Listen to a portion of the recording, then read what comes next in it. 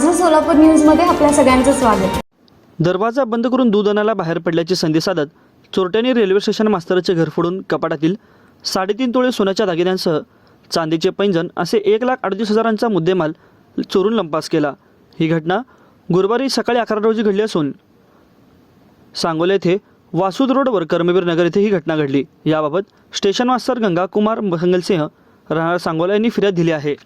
8 April रोजी सायंकाळी 7 वाजण्याच्या सुमारास सांगोला येथून ते स्वतः पत्नी मुलगा व मुलगी यांना घेऊन सोलापूर येथे आले होते।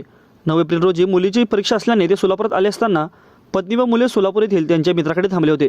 गुरुवारी सकाळी 11 वाजता घरी आले व दूध आणण्यासाठी दरवाजाला कडी लावून बाहेर गेले।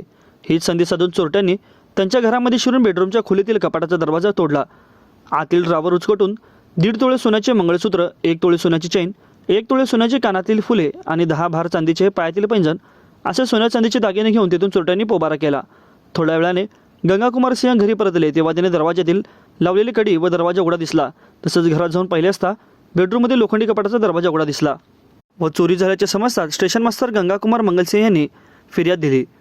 या गुन्ह्याची नोंद सांगोला पोलीस चौकी येथे करण्यात आली असून अधिक तपास पोलीस करत आहेत। माझं सोलापूर न्यूज या यूट्यूब चॅनलला सबस्क्राईब करा आणि बेल आयकॉन प्रेस करायला विसरू नका।